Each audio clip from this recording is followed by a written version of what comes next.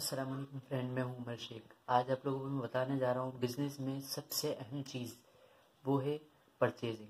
यानी कोई भी चीज़ सेल करने के लिए परचेजिंग सबसे पहले होती है। परचेजिंग किस तरह की जाती है जानने के लिए मेरे साथ रहें इस पूरी वीडियो में।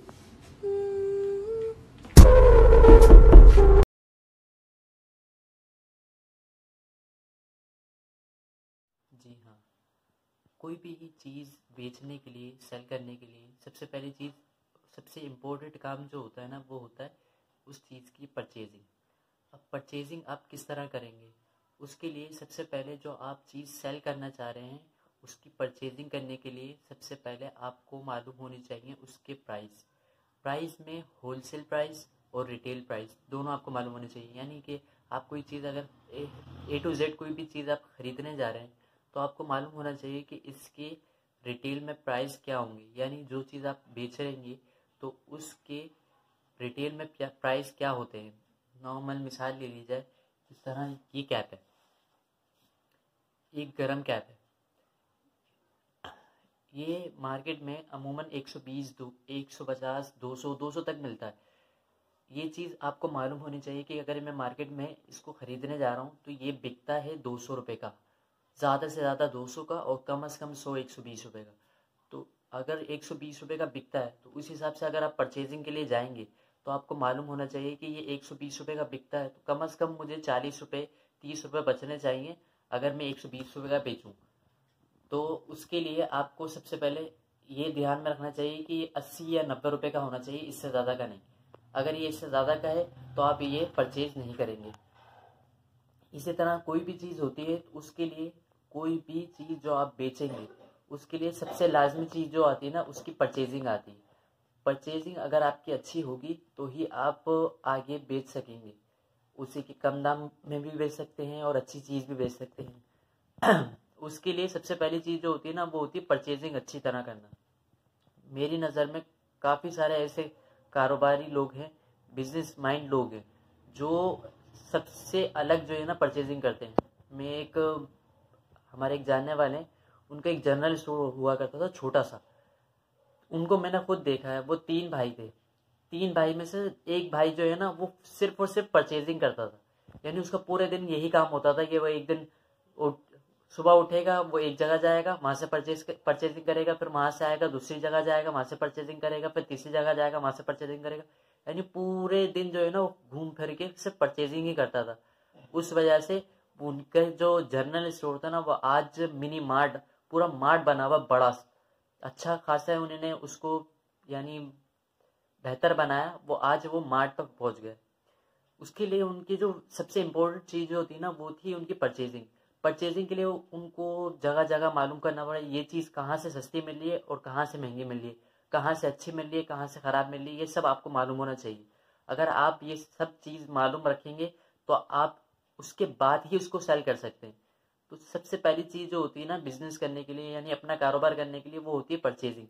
परचेजिंग आपको सबसे अच्छी करनी पड़ेगी।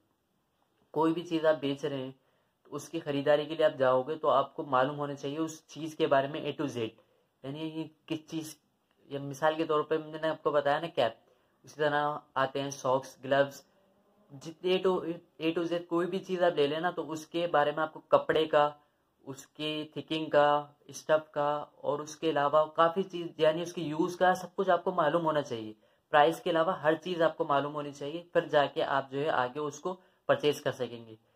अगर आप वो कैप, जैसे मैंने कैप आपको बताया ना, ये कैप, अगर ये आप मार्केट से आपने ये माइंड बनाया कि भाई 90 रुपये का मुझे मिलना चाहिए ताकि मैं 120 रुपये का बेचूँ तो मुझे 30 रुपये बचेंगे, उसके लिए भी आपके दिमाग में होना चाहिए कि भाई अगर ये 90 रुपये का मिल रहा है तो इस स्टफ पर होना चाहिए तो मैं 90 रुपये का खरीदूँ। अगर इससे बेहतर होगा तो जाहिर सी बात है महंगा होगा, अगर इससे हल्का होगा तो ये भी माइंड रखें ये इससे सस्ता होना चाहिए, ना कि इस रेंज में या फिर इससे महंगा।